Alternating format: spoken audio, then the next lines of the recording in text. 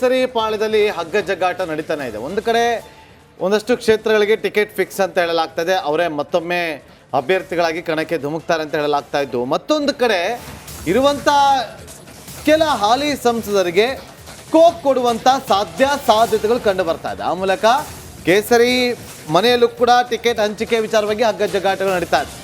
ಅಷ್ಟ ಕ್ಷೇತ್ರಗಳು ಬಿಜೆಪಿ ನಾಯಕರಿಗೆ ಈಗ ತಲೆ ಬಿಸಿ ಆಗಿದೆ. ಆ 8 ಕ್ಷೇತ್ರಗಳು ಹಾಲಿ ಸಂಸದರಿಗೆ ಶಾಕ್ ಕೊಡುವಂಥ ಕೆಲಸಗಳಾಗ್ತಾ ಇದೆ. ಹೊಸ ಮುಖಕ್ಕೆ ಮಣೆ ಹಾಕುವ ಸಾಧ್ಯತೆ ಕಂಡು ಬರ್ತಾ ಇದೆ. ಬೆಂಗಳೂರು ಉತ್ತರ ಕ್ಷೇತ್ರದಲ್ಲಿ ಸದಾನಂದಗೌಡ ಅವರಿಗೆ ಶಾಕ್ ಕೊಡಲಾಗುತ್ತಾ ಅನ್ನುವ ಚರ್ಚೆಗಳು ಕೂಡ ಶುರುವಾಗಿದೆ.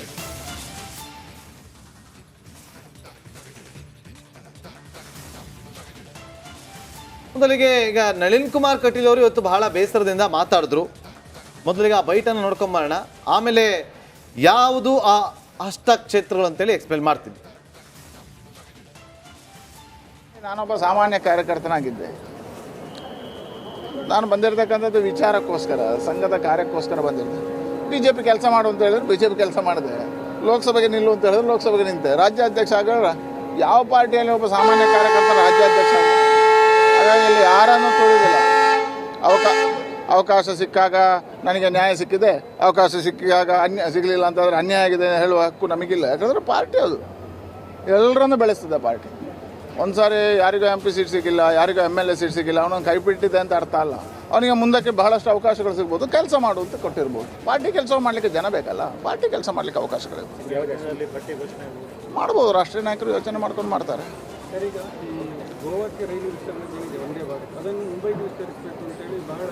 ಬೇಡಿಕೆ ಇದೆ. ಈಗಾಗಲೇ ನಾನು ಅಶ್ವಿನ್ ವೈಷ್ಣವ್ ಅವರಿಗೆ ಮಾತುಕತೆಯನ್ನು ಮಾಡಿದ್ದೇನೆ ಮತ್ತು ಪತ್ರವನ್ನು ಬರೆದಿದ್ದೇನೆ. ನನಗೆ ವಿಶ್ವಾಸ ಇದೆ ಬೇಗ ಶೀಘ್ರ ಅದು ವಿಸ್ತರಣೆ ಆಗುತ್ತೆ. ಯಾವುದೇ ಅಸಮಾಧಾನ ಯಾಕೆ? ಹಾಗಾದರೆ ಹೊಸ ಮುಖಗಳು ಯಾರು ಅನ್ನೋದನ್ನು ನಾವೀಗ ಒಂದೊಂದಾಗಿ ನೋಡ್ತಾ ಹೋಗೋಣ. ಮೈಸೂರು ಲೋಕಸಭಾ ಕ್ಷೇತ್ರದಿಂದ ಯದುವೀರ್ ಒಡೆಯರ್ ಅವ್ರಿಗೆ ಕೊಡೋದಕ್ಕೆ BJP ಪಾಳ್ಯದಲ್ಲಿ ಚರ್ಚೆಗಳಾಗಿದೆ. ಒಂದು ಹೊಸ ತೀರ್ಮಾನಕ್ಕೆ ಬಂದಂತೆ ಕಂಡು ಬರ್ತಾ ಇದೆ. ಪ್ರತಾಪ್ ಸಿಂಹ ಅವರು 2 ಬಾರಿ ಸಂಸದರಾಗಿದ್ದಾರೆ, ಸಾಕು ಅವರಿಗೆ, ಈ ಬಾರಿ ಹೊಸ ಮುಖಕ್ಕೆ ಮಣೆ ಹಾಕೋಣ ಅಂತೇಳಿ ಈಗ ಯದುವೀರ್ ಒಡೆಯರ್ ಅವರಿಗೆ ಚಾನ್ಸ್ ಕೊಡೋದಕ್ಕೆ BJP ಹೈಕಮಾಂಡ್ ಮುಂದಾಗಿದ್ಯಾ ಅನ್ನುವ ಚರ್ಚೆಗಳು ಈಗ ಶುರುವಾಗಿದೆ. ಅಧಿಕೃತವಾಗಿ ಘೋಷಣೆ ಆಗಬೇಕು. ಮತ್ತೊಂದು ಕಡೆ ಉಡುಪಿ ಚಿಕ್ಕಮಗಳೂರು ಕ್ಷೇತ್ರದಿಂದ ಕೋಟಾ ಶ್ರೀನಿವಾಸ್ ಪೂಜಾರಿ ಅವರ ಹೆಸರು ಕೇಳಿ ಬರ್ತಾ ಇದೆ. ಇದೆಲ್ಲವೂ ಕೂಡ ಸ್ಪೆಕ್ಯುಲೇಟ್ ಅಷ್ಟೇ, ಚರ್ಚೆಗಳಾಗ್ತಾ ಇರುವಂಥದ್ದು. ಕೋಟಾ ಶ್ರೀನಿವಾಸ್ ಪೂಜಾರಿ ಅವರ ಹೆಸರು ಕೇಳಿ ಬರ್ತಾ ಇದೆ ಉಡುಪಿ ಚಿಕ್ಕಮಗಳೂರಿಂದ. ಮತ್ತೊಂದು ಕಡೆ ಶೋಭಾ ಕರಂದ್ಲಾಜೆ ಅವರು ನಾನೇ ಫಿಕ್ಸ್ ಅಂತ ಹೇಳ್ತಿದ್ದಾರೆ. ನೋಡೋಣ, ಕಾದು ನೋಡೋಣ, ಅಧಿಕೃತವಾಗಿ ಘೋಷಣೆ ಆಗಬೇಕು. ಆದರೆ ಇದೊಂದು ಮೂಲಗಳಿಂದ ಸಿಕ್ಕಿರುವಂಥ ಮಾಹಿತಿಗಳು ಅಷ್ಟೇ. ಮತ್ತೊಂದು ಕಡೆ ಬೆಂಗಳೂರು ಉತ್ತರಕ್ಕೆ ಶೋಭಾ ಕರಂದ್ಲಾಜೆ ಅವರು ಬರ್ತಾರಂತೆ. ಬೆಂಗಳೂರು ಉತ್ತರ ಸದಾನಂದ ಗೌಡ್ರು ಏನು ಮಾಡ್ತಾರೆ? ಹಾಗಾದರೆ ಬೆಂಗಳೂರು ಉತ್ತರವನ್ನು ಬಿಟ್ಟು ಕೊಡ್ತಾರಾ? ಮೊನ್ನೆಯಿಂದಲೂ ಕೂಡ ಅವರು ಫುಲ್ ಆಕ್ಟಿವ್ ಆಗಿದ್ದಾರೆ ಕ್ಷೇತ್ರದಲ್ಲಿ. ಹೈಕಮಾಂಡ್ ಏನು ಹೇಳುತ್ತೋ ಅದನ್ನು ನಾವು ವರಿಷ್ಠರು ತೀರ್ಮಾನಕ್ಕೆ ಬದ್ಧರಾಗಿರ್ತೀವಿ ಅಂತ ಹೇಳಿದ್ದಾರೆ. ಬಳ್ಳಾರಿಯಲ್ಲಂತೂ ಬಳ್ಳಾರಿ ಹಾಗೂ ವಿಜಯನಗರದಲ್ಲಿ ಶ್ರೀರಾಮುಲು ಅವರು ಕಳೆದ ಬಹಳ ದಿನಗಳಿಂದ ಓಡಾಟವನ್ನು ನಡೆಸ್ತಿದ್ದಾರೆ. ಬಹುತೇಕ ಅವ್ರಿಗೆ ಫಿಕ್ಸ್ ಅಂತ ಹೇಳಲಾಗ್ತಾ ಇದೆ. ಶ್ರೀರಾಮುಲು ಅವರಿಗೆ ಟಿಕೆಟ್ ಅಭ್ಯರ್ಥಿ ಅಂತ ಅಧಿಕೃತವಾಗಿ ಘೋಷಣೆ ಆಗಬೇಕು. ಮತ್ತೊಂದು ಕಡೆ ತುಮಕೂರು ವಿ ಸೋಮಣ್ಣ ಅವರು, ಮಾಧುಸ್ವಾಮಿ ಮತ್ತು ವಿ ಸೋಮಣ್ಣ ಅವರ ಹೆಸರು ತಳಕು ಹಾಕ್ಕೊಂಡಿತ್ತು. ಇಬ್ಬರ ಹೆಸರು ಕೂಡ ಈಗಲೂ ಓಡ್ತಾ ಇದೆ. ವಿ ಸೋಮಣ್ಣ ಅವರ ಹೆಸರು ಕೂಡ ಈಗ ತಳಕು ಹಾಕೊಂಡಿರುವಂಥ ಹಿನ್ನೆಲೆಯಲ್ಲಿ ಬಹುತೇಕ ಅವ್ರಿಗೆ ಅಂತ ಹೇಳಲಾಗ್ತದೆ. ಯಾಕಂದರೆ ಈಗ ಯಡಿಯೂರಪ್ಪ ಅವರು ಅವರ ಜೊತೆಯಲ್ಲಿ ಮಾತುಕತೆ ನಾಡಿ ಒಂದಷ್ಟು ಸಮಾಧಾನ ಪಡಿಸುವಂಥ ಕೆಲಸಗಳಾಗ್ತಾ ಇತ್ತು. ಆದರೆ ನೋಡಿ, ಇಲ್ಲಿ ಹಾವೇರಿ ಬಸವರಾಜ ಬೊಮ್ಮಾಯಿ ಅಂತ ಹೇಳಲಾಗ್ತದೆ. ಆದರೆ ಕಾಂತೇಶ್ ಅವರು ಇವತ್ತು ಕ್ಷೇತ್ರಕ್ಕೆ ಹೋಗಿದ್ದಾರೆ. ಕಾಂತೇಶ್ ಅವರು ಇಲ್ಲಿ ಒಂಚೂರು ಗೊಂದಲ ಇದೆ. ಬಸವರಾಜ ಬೊಮ್ಮಾಯಿ ಅವರು ಬರ್ತಾರೆ ಅಥವಾ ಕಾಂತೇಶ್ ಅವರಿಗೆ ಟಿಕೆಟ್ ಕೊಡ್ತಾರೆ ಅಂತೇಳಿ. ಈಶ್ವರಪ್ಪರು ಬಹಳ ವಿಶ್ವಾಸದಲ್ಲಿದ್ದಾರೆ, ಓವರ್ ಕಾನ್ಫಿಡೆಂಟ್ ಅಲ್ಲಿದ್ದಾರೆ. ಮಗ ಕಾಂತೇಶ್ ಅವರಿಗೆ ಟಿಕೆಟ್ ಕೊಟ್ಟೇ ಕೊಡ್ತಾರೆ ಅಂತೇಳಿ. ಹೊಸ ಮುಖ ನೋಡಿ, ಇಲ್ಲಿ ಬಸವರಾಜ ಬೊಮ್ಮಾಯಿ ಅವರಿಗೆ ಟಿಕೆಟ್ ಘೋಷಣೆ ಆಗುತ್ತೋ ಇಲ್ವೋ ಗೊತ್ತಿಲ್ಲ. ಆದರೆ ಕಾಂತೇಶ್ ಅವರು ಕ್ಷೇತ್ರಾದ್ಯಂತ ಪ್ರವಾಸವನ್ನ ಕೈಗೊಂಡಿದ್ದಾರೆ.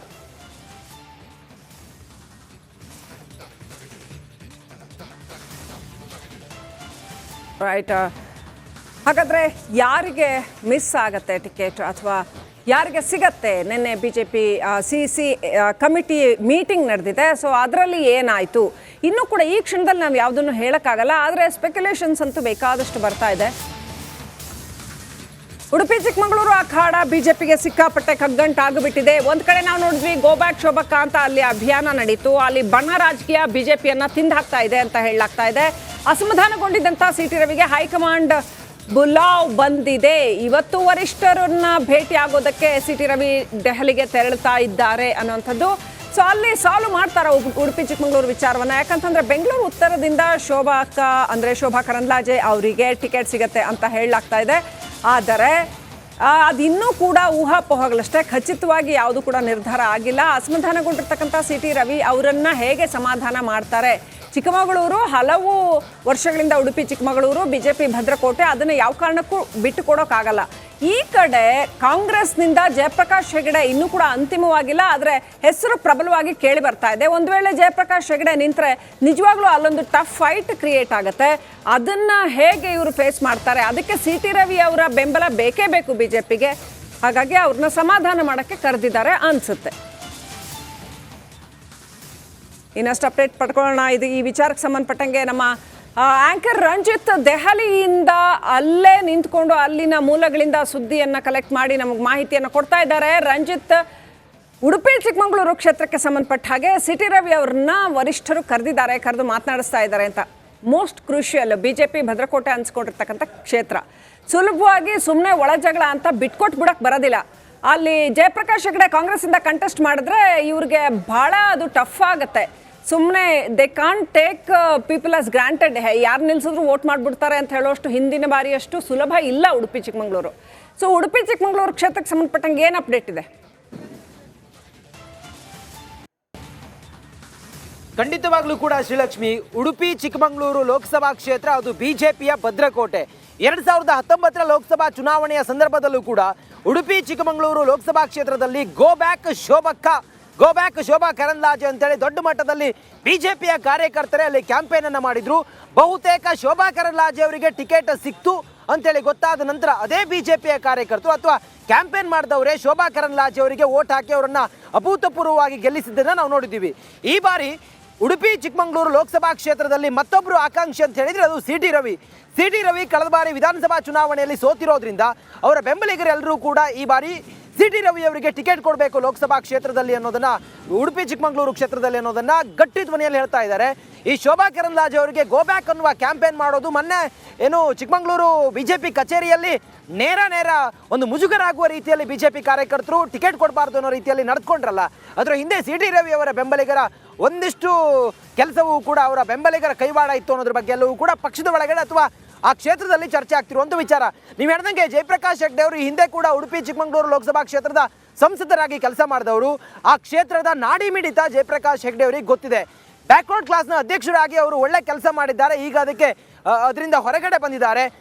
ಬಂಟು ಓಟ್ಗಳು ಉಡುಪಿ ಚಿಕ್ಕಮಗಳೂರು ಕ್ಷೇತ್ರದಲ್ಲಿ ಒಂದು ವೇಳೆ ಕಾಂಗ್ರೆಸ್ನಿಂದ ಜಯಪ್ರಕಾಶ್ ಹೆಗ್ಡೆ ಅವರು ಸ್ಪರ್ಧೆ ಮಾಡದೇ ಹೋದಾದರೆ ಈ ಬಂಟ್ಸ್ ಓಟ್ಗಳು ಸ್ವಲ್ಪ ಡಿವೈಡ್ ಆಗುವಂಥ ಸಾಧ್ಯತೆ ಇದೆ. ಓವರಾಲ್ ಆಗಿ ನೋಡ್ತಾ ಹೋದರೆ ಉಡುಪಿ ಚಿಕ್ಕಮಗಳೂರು ಕ್ಷೇತ್ರ ಅದು ಯಾವಾಗಲೂ ಕೂಡ ಬಿಜೆಪಿಯನ್ನು ಬಿಟ್ಟು ಕೈ ತಪ್ಪಿ ಹೋಗಿಲ್ಲ. ಹೀಗಿರುವಾಗ ಶೋಭಾ ಕರಂದ್ಲಾಜೆ ಅವರೇ ಆಗಲೇನಿರಲಿ, ಸಿ ಟಿ ರವಿ ಆಗಲೇನಿರಲಿ, ಯಾರು ನಿಂತರೂ ಕೂಡ ಅಂತಿಮವಾಗಿ ಕಾರ್ಯಕರ್ತರು ಬಿಜೆಪಿಯನ್ನೇ ಬೆಂಬಲಿಸ್ತಾರೆ. ಅಲ್ಲಿ ವ್ಯಕ್ತಿಗಿಂತ ಪಕ್ಷ ಮೊದಲು ಅನ್ನೋದು ಕರಾವಳಿಯ ಈ ಎಲ್ಲ ಕ್ಷೇತ್ರಗಳ ವಿಧಾನಸಭಾ ಚುನಾವಣೆಯಲ್ಲಿ ನೋಡಿದಾಗ ಗೊತ್ತಾಗುತ್ತೆ. ಉಡುಪಿ ಅದರಲ್ಲಿ ಮೊದಲೇ ಉಡುಪಿ ಚಿಕ್ಕಮಗಳೂರು. ಶ್ರೀಲಕ್ಷ್ಮಿ, ಥ್ಯಾಂಕ್ ಯು ರಂಜಿತ್ ಡೀಟೇಲ್ಸ್ಗಾಗಿ. ನೋಡಿ, ಇವತ್ತು ಸಾಕಷ್ಟು ಚರ್ಚೆಯಲ್ಲಿರುವಂಥ ವಿಚಾರ ಅಂತಂದರೆ ಅದು ಸಂಸದ ಪ್ರತಾಪ್ ಸಿಂಹ ಅವರ ಅಸಮಾಧಾನ, ಭಾವನಾತ್ಮಕವಾದಂಥ ಹೇಳಿಕೆ. ಫೇಸ್ಬುಕ್ ಲೈವ್ ಇವತ್ತು ಮೈಸೂರಲ್ಲಿ ಕೊಟ್ಟಂಥ ಒಂದು ಹೇಳಿಕೆ, ಸಿದ್ದರಾಮಯ್ಯವರ ವಿರುದ್ಧ ತೊಡೆತಟ್ಟಿದಂಥ ಏಕೈಕ ನಾಯಕ ಯಾರು ಅಂತಂದರೆ ನಾನೇ ಅಂತ ಹೇಳುವಂಥ ಹೇಳಿಕೆ. ಈ ಎಲ್ಲ ಹೇಳಿಕೆಗಳ ನಡುವೆ ಬಂಡಾಯ ಎದ್ದಿದ್ದಾರೆ. ಅವ್ರನ್ನ ಬೆಂಗಳೂರಿಗೆ ಬರುವಂತೆ ಪ್ರತಾಪ್ ಅವರಿಗೆ ವರಿಷ್ಠರು ಸೂಚನೆ ಕೊಟ್ಟಿದ್ದಾರೆ. ಹಾಗಾಗಿ ಅವರು ಬೆಂಗಳೂರಿಗೆ ಬರ್ತಿದ್ದಾರೆ. ರಾಧಾ ಮೋಹನ್ ದಾಸ್ ಅವರನ್ನ ಭೇಟಿ ಮಾಡೋದಕ್ಕೆ ಅಂತೇಳಿ ರಾಜ್ಯ ಬಿಜೆಪಿ ಉಸ್ತುವಾರಿ ರಾಧಾ ಮೋಹನ್ ದಾಸ್ ಬೆಂಗಳೂರಲ್ಲಿ ಬೀಡು ಬಿಟ್ಟಿದ್ದಾರೆ. ಅವರನ್ನ ಭೇಟಿ ಮಾಡೋದಕ್ಕೆ ಸೂಚನೆ ಕೊಟ್ಟಿರುವಂಥ ಹಿನ್ನೆಲೆಯಲ್ಲಿ ಬೆಂಗಳೂರಿಗೆ ಬರ್ತಾ ಇದ್ದಾರೆ. ಬೆಂಗಳೂರಿಗೆ ಆಗಮಿಸಿ ರಾಧಾ ಮೋಹನ್ ದಾಸ್ ಅವರನ್ನ ಭೇಟಿ ಮಾಡ್ತಾರೆ. ಖುದ್ದು ಅವರೇ ಹೇಳಿದ್ರು ಇವತ್ತು ಮಾಧ್ಯಮಗಳಿಗೆ, ಒಂದು ಕಾರ್ಯಕ್ರಮದ ಹೊರಗಡೆ ಬಂದು ರಾಧಾ ಮೋಹನ್ ದಾಸ್ ಅವರು ಕರೆದಿದ್ದಾರೆ, ಹೋಗ್ತಾ ಇದ್ದೀನಿ ಬೆಂಗಳೂರಿಗೆ ಅಂತ. ಇಲ್ಲಿ ಬಂದಾದ ಬಳಿಕ ಅವರಲ್ಲಿರುವಂಥ ಅಸಮಾಧಾನವನ್ನು ಸರಿಪಡಿಸುವಂಥ ಕೆಲಸವನ್ನು ವರಿಷ್ಠರು ಮಾಡ್ತಾರಾ ಅನ್ನುವ ಕುತೂಹಲ ಈಗ ಇರುವಂಥದ್ದು. ಭಾಗದಲ್ಲಿ ನಾನು ಕೊಟ್ಕೊಂಡು ಹೇಳಿ ಬಯಸ್ತೀನಿ, ಸಿದ್ದರಾಮಯ್ಯ ಅವ್ರ ವಿರುದ್ಧ ಯಾರಾದರೂ ಒಬ್ಬ ತೊಡೆ ಕಟ್ಟಿದ್ರೆ, ಯಾರಾದರೂ ಒಬ್ಬ ಹೇಳಿಕೆ ಕೊಟ್ಟಿದ್ರೆ, ಅದು ಒಂದೇ ಪ್ರತಾಪ್ ಸಿಂಹ ಹಳೆ ಮೈಸೂರು ಭಾಗದಲ್ಲಿ ಯಾರ ಕೈಲಿ ದಮ್ಮು ಇಲ್ಲ ತಿಳ್ಕೊಳ್ಳಿ. ಒಂದು ಹೇಳಿಕೆ ಕೊಡಿಸ್ಬಿಡಿ ನೋಡೋಣ, ಸಿದ್ದರಾಮಯ್ಯ ಅವ್ರ ವಿರುದ್ಧ ಒಂದು ಹೇಳಿಕೆ ಕೊಡಿಸ್ಬಿಡಿ ಯಾರಾದ್ರೂ ಒಬ್ಬ ಈ ಭಾಗದಲ್ಲಿ ಇರುವಂಥ ಲೀಡ್ಗಳ ಹತ್ರ. ತೊಡೆ ನಡುಗುತ್ತೆ, ಆದರೆ ನಾನು ಹೇಳಿಕೆ ಕೊಟ್ಟಿದ್ದೀನಿ. ನಾಳೆ ಬೆಳಗ್ಗೆ ಚಾಮುಂಡಿ ಬೆಟ್ಟದಲ್ಲಿ ಅವತ್ತು ಮಹಿಷಾ ದಸರಾವನ್ನು 2016 ಮಾಡ್ತಿದ್ರು. ಅದನ್ನ 2019 ಹೊಸಗೆ ಹೋಗ್ಬೇಕಾದ್ರೆ ಇಲ್ಲಿ ವೇದಿಕೆಯಲ್ಲಿ ಇರೋದು ಕೂಡ ಕೆಲವರು ಇದ್ದಾರೆ. ಸೋಮಣ್ಣ ಸಾಹೇಬ್ ಎದುರುಗಡೆ ಚರ್ಚೆ ಆಯಿತು ಧನಲಕ್ಷ್ಮಿನಲ್ಲಿ. ಸರ್ ಯಾಕೆ ನಿಮಗೆ ಕಾಂಟ್ರವರ್ಸಿ ಬೇಕು, 3 ದಿನದ ದಸರಾ ಇದೆ, ಸುಮ್ಮನೆ ಅಂತ ಹೇಳಿದ್ರು. ನಾನು ಹೇಳಿದೆ ಸೋಮಣ್ಣ ಸಾಹೇಬ್ರಿಗೆ, ಸರ್ ನಾನು ಪ್ರೊಟೆಸ್ಟ್ ಮಾಡ್ತೀನಿ, ನಾವು ಬಿಡಲ್ಲ, ದಸರಾ ಬಾಯ್ಕಾಟ್ ಮಾಡ್ತೀನಿ. I will not be part of your city scheme of things ಅಂತ ಹೇಳಿದೆ ನಾನು. ತಾಯಿ ಚಾಮುಂಡಿಗೆ ಅವಮಾನ ಆಗೋದನ್ನು ನಾನು ಬಿಡಲ್ಲ. ಸೆಪ್ಟೆಂಬರ್ 26ನೇ ತಾರೀಕು ಮೈಸೂರು ದಸರಾವನ್ನು ಮಾಡಿಬಿಟ್ಟು ತಾಯಿ ಚಾಮುಂಡಿಗೆ ಅವಮಾನ ಮಾಡಿಸ್ತೀರಿ. ಸೆಪ್ಟೆಂಬರ್ 29ನೇ ತಾರೀಕು ಪುಷ್ಪಾರ್ಚನೆ ಮಾಡಿ ನೀವು ಅಧಿದೇವತೆ ಅಂತ ಹೇಳ್ತೀರಿ. ಈ ಒಂದು ಅನೈತಿಕ ಕೆಲಸವನ್ನು ನಾನು ಒಪ್ಪಲ್ಲ ಸರ್ ಅಂತ ಹೇಳಿ ಅವತ್ತು ನಾನು ಹೇಳಿದೆ. ಸೋಮಣ್ಣ ಸಾಹೇಬ್ರು ಆಯಿತು, ಪ್ರತಾಪ್ ಹೇಳ್ತಾರೆ ಸರಿ ಇದೆ ಅಂತ ಹೇಳಿ 144 ಸೆಕ್ಷನ್ ಹಾಕ್ಬಿಟ್ಟು ಅವತ್ತು ಮೈಸೂರು ದಸರಾವನ್ನು ನಿಲ್ಲಿಸ್ತು. ಸಿದ್ದರಾಮಯ್ಯವ್ರ ಸರ್ಕಾರ ಬಂತು, ಮತ್ತೆ ಇವರಿಗೆ ಪುಳಕಿತರಾದ್ರು, ಇನ್ನು ಧೈರ್ಯ ಬಂತು, ಮಾಡ್ತೀವಿ ಅಂತ ಏನು ತೊಡಕಟ್ಟಿ ನಿಂತರು. ಅವತ್ತು ವಚನ ನನ್ನ ಜೊತೆ ನಿಂತ್ಕೊಂಡ್ರು. ಅವತ್ತು ಯಾರು ಒಂದು ವಕ್ತಾರರು ಕೂಡ 2019 ಮಾತಾಡಲ್ಲ, ಸೋಮಸುಂದರ್ ಅಂತ ಕೆಲವರು ನಮ್ಮ ಜೊತೆ ಮಾತಾಡಿದ್ಬಿಟ್ರೆ ಅವತ್ತು ಯಾರು ಲೀಡರ್ಸ್ ನಿಂತಿರಲಿಲ್ಲ. ಪ್ರತಾಪ್ ಸಿಂಹನಿಗೆ ಎಲ್ಲರ ಜೊತೆ ಅಡ್ಜಸ್ಟ್ಮೆಂಟ್ ರಾಜಕಾರಣ ಮಾಡ್ಬೋದಿತ್ತಾನೋ. ಮೈಸೂರು ಭಾಗದಲ್ಲಿ ನಾನು ಕೊಟ್ಕೊಂಡು ಹೇಳಿ ಬಯಸ್ತೀನಿ, ಸಿದ್ದರಾಮಯ್ಯ